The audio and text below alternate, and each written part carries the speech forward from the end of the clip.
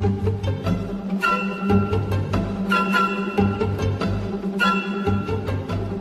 it's $6 a beer at the store to drink it at home, you know it's gonna be good. Oh mate, I have no qualms that the Speedway Stout beer that you brought is gonna be, you know, it looked really special, but I can tell from someone that has listened to our podcast a couple of times, you know my opinion of stout, right?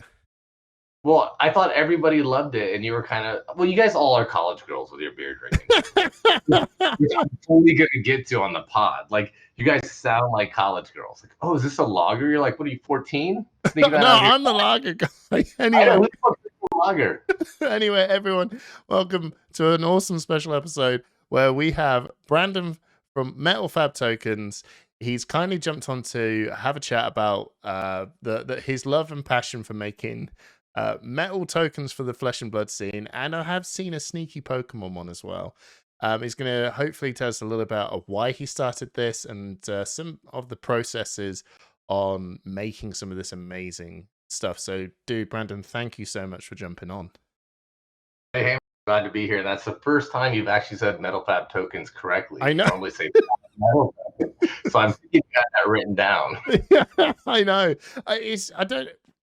I don't know why it is, and I feel bad.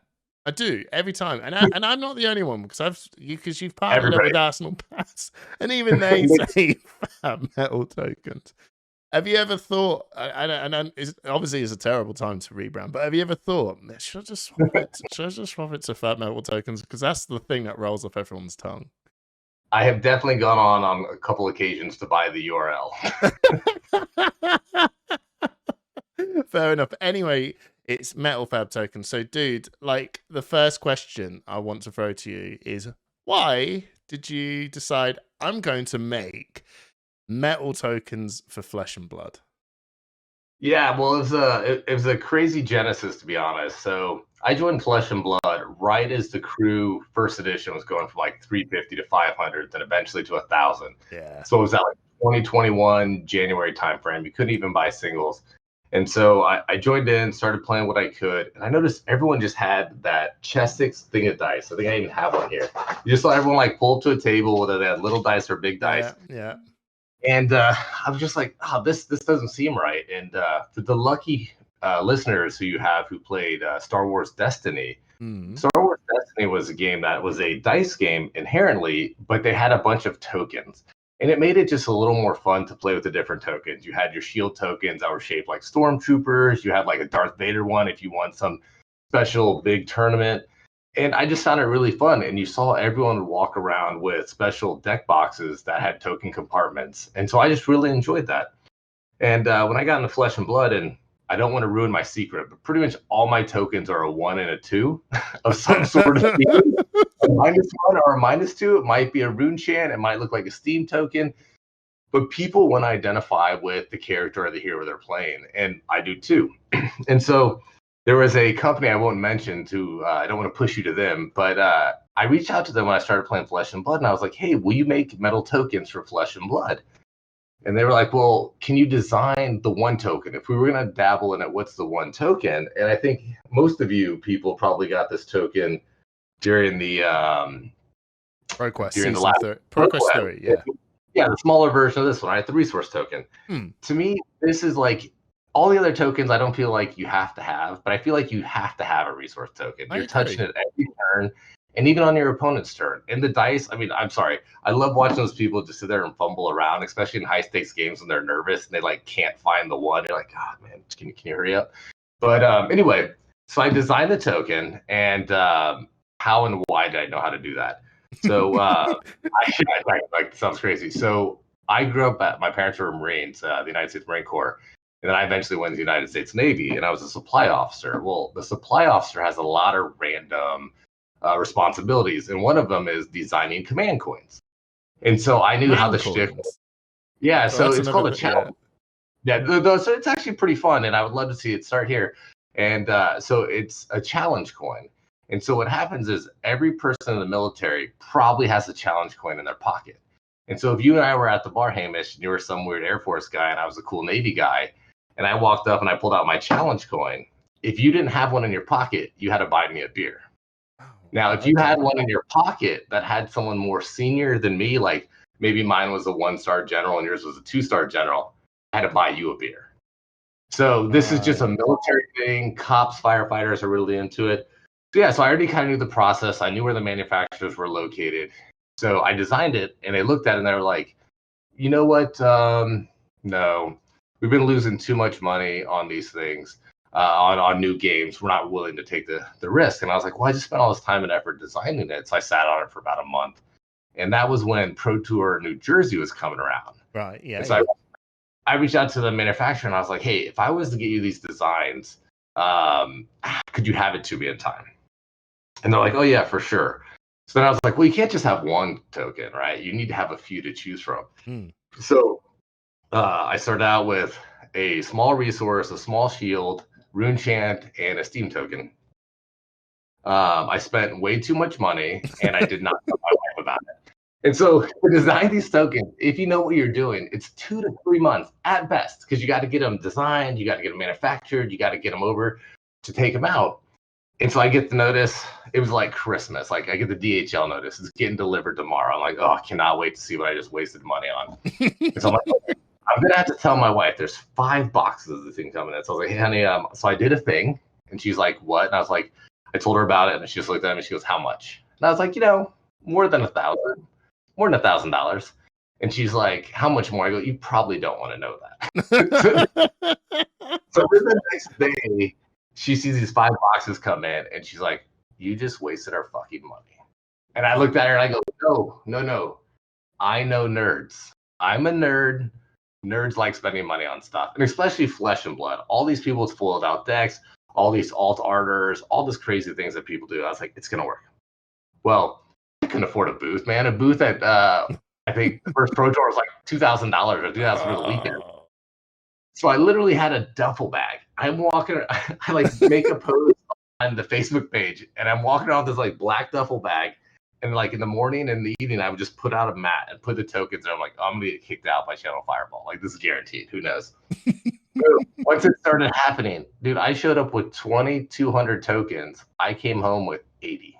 Oh, and I had so reaching out like, oh man, if I could have found you, And I saw the chatter on Facebook and Twitter and stuff. And so I knew, I was like, damn it, I just got an Etsy shop. But I'm not on Etsy. Don't look for me on Etsy. MetalFABTokens.com. And so from there, it was just like, I never thought I would have a little mini fulfillment station, but the community loved them. It's never really been about the money for me. It's just been about like the joy. Like I have so many people, I mean, in the dozens, who buy every token I make, and in multiples. And my dad actually plays Flesh and Blood. He's 70. Imagine trying to teach your dad play Iceland. He's 70. That's fun. I had to teach him how to do chain, so it felt like the same. But yeah, the community's been loving it. And by the time I leave a tournament, one of the big ones, because I partner with Magnolia to sell my tokens at the major events, it's so awesome to like walk the floor and you see like 60% of the people using the token. So very long-winded way to say how I got into it. No, it's perfect. And at Worlds is when we first met. The whole thing just makes like total sense because I got introduced to you for the first time because Hayden Dale from Arsenal Pass, I saw him, said hi, first time we met, and then he said, "There's this dude called Brandon really is out to find you, and he's got a present for you." Like, oh, he's like, yeah, and he's like, yeah, you go find. I'm not thinking, Jesus Christ, we're in a giant tent, right? A blue tent, a big blue tent. There's a guy, and there's it's 1,000 or so people here. I've got to find a Brandon, right? And then yeah. I gotta find an average-looking, average-height white guy.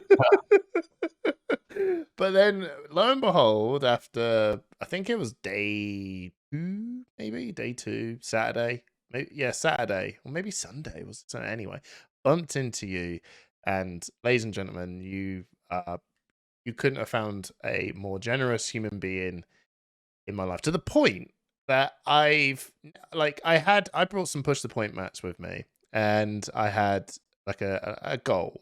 Realistically, we were like, oh, we're going to sell these mats. And then the second I landed there, I'm like, we're never going to sell these mats. But long story short, I've never handed a mat to someone I've just met out of just that. I was just overwhelmed by your generosity because which if you have listened to our podcast a couple of episodes ago, we've given you ample amount of shout out in terms of your generous nature. I mean, you went, here's a rune chant token. Now I'm not dumb. Have a bag. Fucking have a bigger bag. I was like, what the fuck? Dude, you're giving me so much shit. And I was like, right, you're having a mat, right? This is insane. And Simon's like, you're meant to sell them. And I'm like, dude, look all this, look at all this amazing stuff. And then I felt, and then you probably knew about the story of my generosity of your tokens outside, and as people going past go, just say, hey, I know you from Push the Point, and he'll give you all this shit. And it was partly true, but it honestly, the tokens that you make are they're so cool, and the pin badges that you've done. Did you do the bracelets as well? Because I saw the little pendant like necklaces that you had like prism inside of a pendant. No, that's actually a very good friend of mine. We're actually on the same team together, the Flesh and Blood team, not basketball or anything cool like that. And him and his wife make them. So yeah, they're cool. Because I saw them on your website as well. And yeah, I'm trying to help push people to them. And by the way, if anyone's going to Baltimore, I will be selling their goods at my table at Baltimore. So if you like them, they sold out of the world. So I imagine they will go quick again. Yeah, no, absolutely. So but I want to go back to that podcast where you mentioned, giving out the tokens. Oh yeah, we can clear this up, right? Because we've said. I mean, I pretty much wake up, the time change, England, America, and it's like, hey man, I need to talk to you. And so I just texted him back. I'm like, dude, I didn't know it was your wife. Let's just put it behind us. And he just he was like, what's this guy talking about? And I was like, oh, I have no idea. And then I start seeing on Twitter, everyone's like, oh, look what Hamish from Push the Point gave me. Look, and I was like, I think I know what he wants to chat about. But as I said then, I say it again, there is no bad giveaway. And anyone who's listening, I've given away thousands of these tokens over the less than a year I've been doing this. So glad to see it go. But where I was going with that is I feel like I got upstaged in that podcast. Like you gave me some shout outs. But who can top you trying to give Simon a hand job in the hotel? I'm like driving. I'm like crying, laughing so hard. I mean, you can add to it. I don't know what episode that is. I've gone red now. You had to be there. Well, or not. Anyway, so when you also managed to get your metal tokens, which I think is actually, and I could be wrong, but I think this is a first. And I've been playing this now since Crew came out, and I've been on, pretty much the real OP season since it kind of kicked off with Monarch. So I've not ever seen a third party prize support been introduced into their official organized program. So I think that's actually a massive milestone and an achievement for your brand. How did you manage to pull that off? Well, so I think anyone who's been to a major event, you've probably waited in line for 2 hours to see James White and have your 1 minute, 3 minute conversation with them. And I had the tokens. I have this duffel bag. So I hand to my buddy. You in this duffel bag. Yeah. You're a hustler. So anyone who's bought like tokens from me, I pretty much ship them to you in these like little felt bags.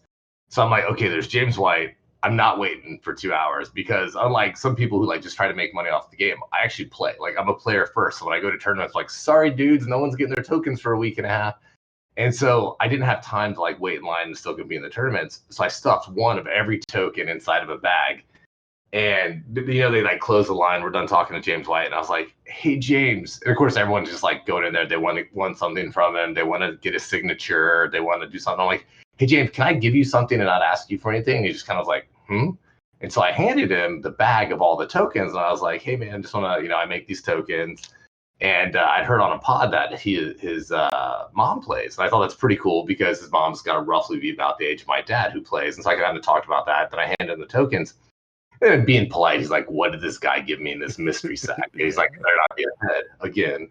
And so he opens up the bag, and it was really awesome. I have a picture, but he opens up the resource token, and he's like, "This is the nicest fucking token I've ever seen." And then he goes on to tell me that he and LSS took 2 or 3 attempts at making tokens, and to use a word that's not in the American vernacular, it's like it was just complete rubbish. And so he did the polite thing. He gave me his email. He goes, "Email me. I want to buy these off you." And when you hear that, you're like, "Oh, he's being polite." Like I gave him a gift. That's his way of saying thank you. I'm never gonna hear back. So I shot him a note, and lo and behold, he shot me a note back, and he's like, "Hey, I want to get it in skirmish season." It was supposed to be last fall, so we jumped. I can't tell you how many designs I did trying to land, the perfect one for him. And in the end, if you bought one of my copper resource tokens, it's the same thing, except for instead of being red around the resource, it's white. Right. So because what I had told him, because he just wanted to buy the normal one, and I know the collectability fiends here in Flesh and Blood, so I was like, no, it's got to be something I'll never sell. Like it's going to be one and done. Yeah. And there, so we made it unique. I thought it was kind of cool that I saw him for sale for like $15 online a couple days after. And it's been really cool. And I can't comment on it, but maybe something cool is coming in the future too. Oh well, that'll be if there is anything that's coming forward, that would be awesome.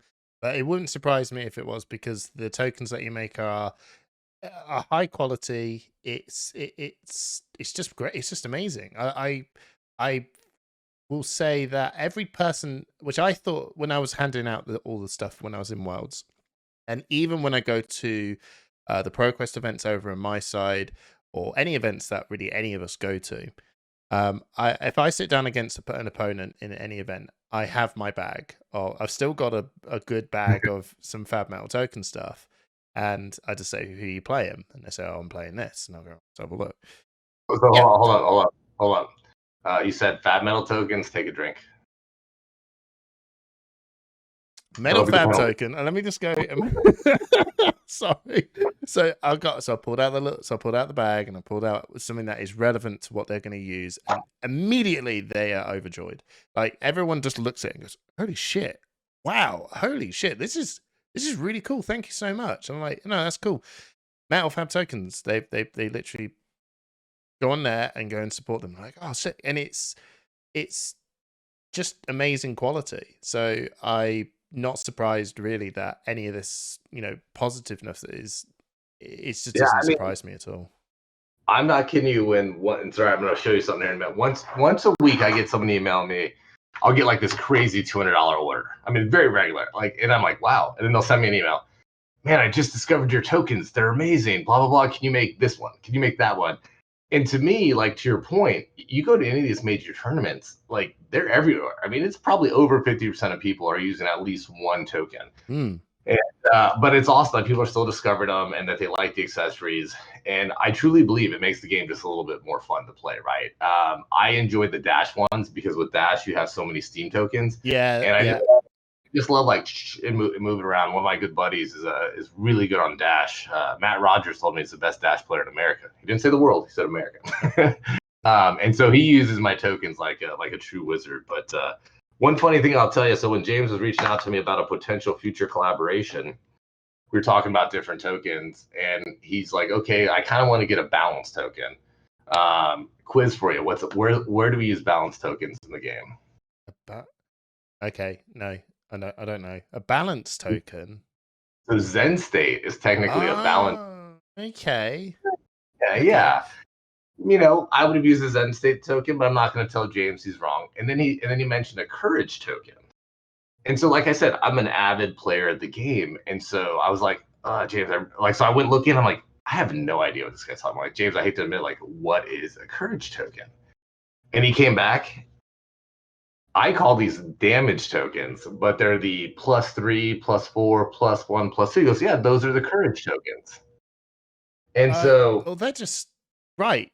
Okay. Because if you think about like Courage of Blade Hold, if you think about these ones that give plus, and to me, I'm not going to tell the guy who created the game what his things are called, but But it's really cool, like just that the level of thought that they put into everything that they've done. That to him it was just like off the cuff. It's a courage token, like that's what it is. And to me, I'm like, it increases damage token. Yeah, yeah. Oh, okay, so maybe I hope you haven't dropped anything. You never know, that might come out in the No, future. yeah, I mean, just having conversations with my friend. Luckily, only 6 people are going to view this. Come on, Yeah, your mom, my mom. Who else is going to watch it? You know what? Your mum might, but my mum doesn't. I know that. So it'd be silly to not mention that you have kindly and amazingly designed a resource token for us, and you've done one for Arsenal Pass as well. When I saw the collaborations you did with Arsenal Pass, I thought, oh man, that is sick. I love the fact that you're actually now doing some work with Arsenal Pass, and I'm just going to leverage the fact that we hit it off really well, and we really would love to work with you. And I have to say, you knocked it out of the park. Like, and it comes. Obviously it's ours, right? And we love it. But the level of detail, and I suppose really the ambition that I had, you managed to meet that, which was like, oh, okay, I say some shit that's very ambitious, and sometimes I go, right, I want to go to Mount Everest, and everyone goes, cool, how the fuck are you gonna get up there? I'll fucking worry about it when I get there, right? We'll see. But I'm going there one way or another. So, and then it just never works because I never thought it through. But when I said to you, I really because I remember you started off and said, "Hey, I've got a design idea, right?" And it was a pint, and I was like, "Okay, I like it, but I really want to do this. I got a thing. I got an idea, right? And I want to do this gem." And you did it, and you did it like so. It's come out just nutty. So if you haven't, I've got to go and check it out. You've got to go and buy one. And if not, if you're going to see us at an event, you're going to see it. It's the best fucking token ever. There'll be quite a few in Baltimore for those who are hearing it and want to see it. But I'll just tell you the kind of story behind it. So yeah, Hamish and I decided to collab, and I sent him this one. I had some ideas. I was kind of working with it because I think the idea that the resource token is a circle, sadly, I helped feed into by making 30,000 of them. And yes, I think that's about how many has been made. And but it doesn't have to be a circle. Is your dice a circle? It needs to be a 1 and a 2. And so like for Veterans Day, to honor my father, I did a Marine Corps resource line, and then while drunk, my wife convinced me to do all military branches. So like this is the Navy symbol. It's not a resource, but it's a thing. All that matters is 1 or 2. Yeah. And so that's why I was like, God, everyone, you're known for your guys' terrible beer choices. Let's do the pints. And I'm going to take a segue there. For those who listen to Arsenal Pass, I mean, for the American audience, I can't speak for the British audience, but it just, you guys sound so cute. It's like college girls, like, oh, I had a lager. What is it? It's a Coors Light. It's amazing and refreshing. In America, we're like, how strong can this be? If it's not a double or triple something, it's hard to find. And so it's just funny. Like I always get a kick out of your guys' beer choices. And, when I sent the tokens over to you guys, I know everybody but you was into stouts, and I love stouts. It's St. Patty's Day to timestamp, hence the green, and I'm drinking a Guinness. Yeah. But yeah, I just love that you guys talk about the beer, and that's why I was like, it's got to be this pint glass. But you talked me into the gem, and I got to tell you, I told you, oh yeah, it'll take about 45 days start to finish, and it took 3 months. Yeah. This was the hardest token I've ever had to design, and when you guys get your hands on one of them, you'll understand why. Like there's rounded edges, the indents, the colors, just trying to bring it to life. What I actually wanted to do in manufacturing, I was trying to get like a translucent red for the gems to symbolize resources, but it just wasn't popping. I was showing it to Hamish, and I was like, I'm just not happy with this. Yeah. And so we ended up going with a more flat red over top the translucent. So they already done. So I got to spend a little more money just for you, Hamish, to make it prettier. Yeah. And all good. And so we did that. Well, about halfway through this process, it was so hard. I'm like, man, Push the Point only has like 10 listeners. How am I going to make my money back on all of it? You know as well. And I was like, dude, everybody wants a resource token with bike class. Like and it feels good. It just has epoxy. I don't know. Like, I mean, who was it, Trip or Simon saying, like, it's just so tactile.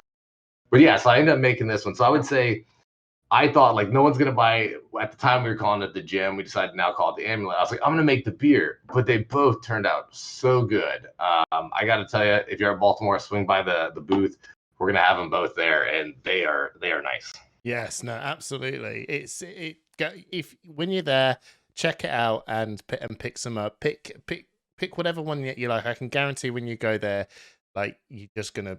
It's like it is like candy in a candy shop. There, you're catered to in every way, right? If you've got a hero, there is something within that is going to grab you, and you're going to use it. I think the one token that I've seen, and I think all of us in the podcast have said this multiple times, the aim counter token. I think that and is probably the next most important token, I would say, to pick up from the resource token. Because if you're playing Ranger, there is no real way to symbolize. You have an aim counter. And so when I designed the Frostbites, my initial Frostbite was the Stalagmite Shield. And then the next set they came out with now multiple Frostbites. I'm like, damn it, this isn't multiple. So I had to re-engineer, make a new one that has a 1 and a 2. Yeah. So when aim came out, I was like, oh, it's a target. It looks good. And it actually, because it has the holes through it, it just has a good feel.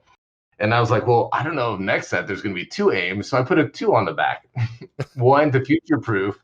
But the other reason, I'd had a lot of people ask to do the shoot twice. Like, what's the shoot twice arrow? How can I symbolize that?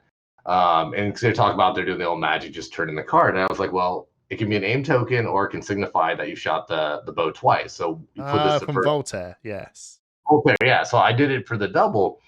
And I resisted doing a shoot twice token for so long because, like, 8 people play Ranger. So I was like, who's going to buy that? And I will tell you, in the last 2 weeks, my number one token has been the aim. Of course. So I think we're getting some more Ranger fans if you're going to your local tonight. Absolutely. So how do you come up with the designs of this stuff? Is there like something really like... So yeah, if you've got an idea, how does it? Well, it's kind of open now. So it's one of those things where I think there's probably only 5 or 6 tokens left bouncing around my head that I want to go make, and then luckily they keep coming out with more sets. The Pox token. If you can't get your hands on one of those nice cold foil ones that are floating around for prizes, my Pox token's gonna be sweet. Really, most of them, it just kind of comes to me. There's only like a handful that I've had to like sit and think. Just for fun for your listeners, Inertia. We know what the Inertia token is, right? It's a lady, very frail and old, under a table. So I didn't want to design a token with an old person on it. And next thing you know, I'm getting bashed for being mean to old people. And that's not really that cool. No. So if you were to design an Inertia token, what would you do? Yeah, I'd sort of just break down what is Inertia. It looks like they're just kind of like famine or something. You're weak. You're getting weaker, and eventually you get so weak you're gone. So it looks like all of them are just dried out and just slowly lost the energy. That's what it looks like to me, and that's why your arsenal's gone, because you're just like, oh, okay, and then you're refreshed back into your thing. So I don't know, probably a man having a sleep. I don't know. Well, I would sleep too. So there have been multiple tokens where I just don't have an idea. So I literally go to Google and I type Inertia Inertia symbol, and I'll just endlessly scroll till something pops, or I'll be like, okay, and they'll start to give me ideas that will then branch into other ideas. Well, I sat on Inertia for like 3 weeks, no idea. And if you Google Inertia, like Inertia picture, it's like the little balls going back and forth and like asleep. And it actually, there's only like 30 pictures. There's not that many. And so I was like, man, what can this be? And I'm just sitting there thinking about it. And it took me a few weeks, and then it hit me. So when I think of Inertia, prior to the token and how it works, I think of Inertia as like movement. but the way inertia is being used is lack of movement. And so I happen to be wearing the "It's a Trap" Star Wars shirt that I got at Disneyland for way too much. And I would say there's probably an overlap between flesh and blood nerds and Star Wars nerds. And so as I was thinking inertia, I was like, Han Solo and Carbonite. That's pretty cool. That's a lack of movement.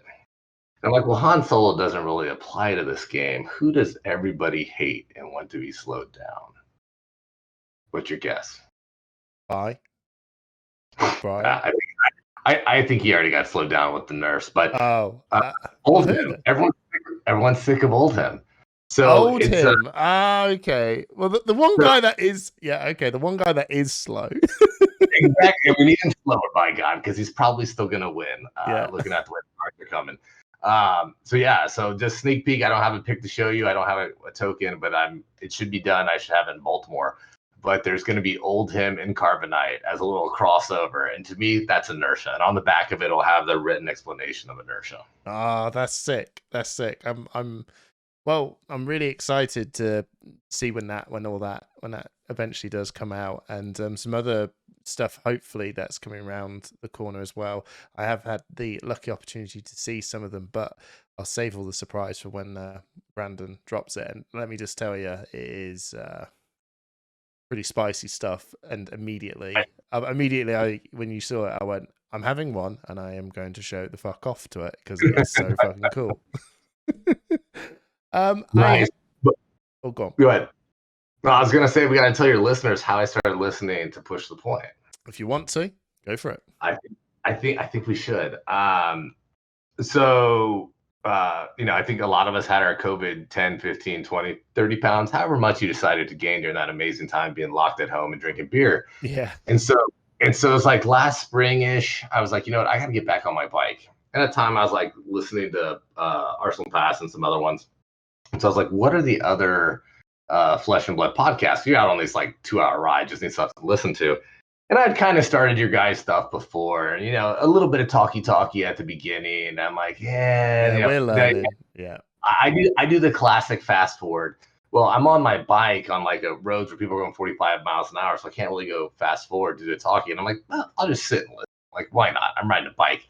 And it was the episode where one of the guys, it wasn't you, was complaining about the Queen's Jubilee, like messing up traffic. Trip. And then I think it's Simon. One of you guys said the funniest thing. It was like, yeah, did you see they had the planes marked in that? And like, yeah, every plane the UK military owns was in that formation, all 12. I about wrecked my bike. I was laughing so hard.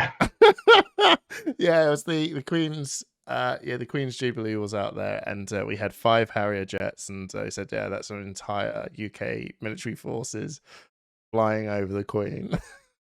I'll tell you, as someone who was in the military, did a lot of joint stuff with the UK types.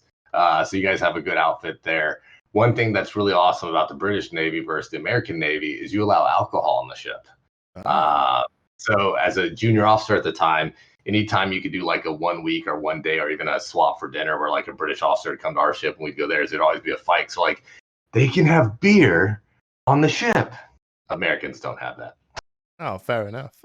My lack of knowledge of Navy or any Army related stuff is considering that I always get this wrong. My dad-in-law, that's it, dad-in-law, not my stepdad, dad-in-law. He was in the Army, and one of my best friends, so he went into the infantry as well. And it's weird because you sort of, there's so many people I know in that space, and I'm just like, look, dude, I'm a civvy, right? I'm a civvy. There's a lot of stuff that I've heard that you guys do, and it's interesting team building exercises. Let's just say that. Yeah, I mean, I'm gonna help your marriage. Next time you're at Christmas dinner, look at your father-in-law and say, "Hey, father-in-law, can I ask you a question about you?" Okay. Military people love talking about their military service. Me, I love that I'm forgetting things. Like I try to tell a story and I'm like, what was that doohickey? Yeah, I don't know. That's great. Yeah. Like you just forget it. It's been too long. It's really weird. I think it would be, if there is any military but Flesh and Blood players, Pusher Point fans that are from the UK or from America. It'd be quite interesting to hear the takes, because from my takes, it's actually the UK side don't really like talking about it. They're not open about or all about a lot of the stuff. Some of them are, but it's for a lot of the time it's actually like, don't bring it up. That it's. I mean, I get it. In 200 years, America won't be the biggest power anymore, and we'll be sad and not talk about it either. Too soon? Too soon? No. Look, the one thing UK love more than anything is self-deprecation. So,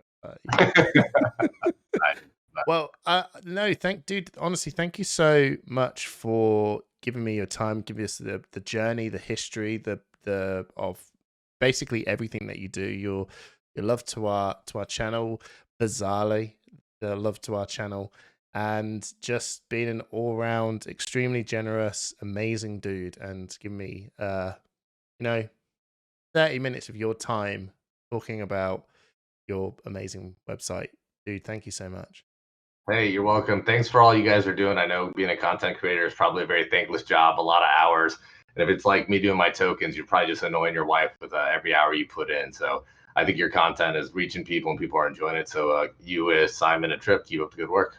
Thank you so much, dude. In fact, the tokens, she actually out of the couple of people that I speak to, but my wife does get on hearing about what your exploits are quite a lot. And when she saw the box of tokens coming in, and she was the one that filmed the whole shorts, and we're looking at this all together. Even she picked up and was like, I have no idea. I'm sick. I hate this fucking game, right? Because obviously it takes so much time away from family time. But she loves the fact that I love it. And even she said, this is the coolest thing I've ever seen.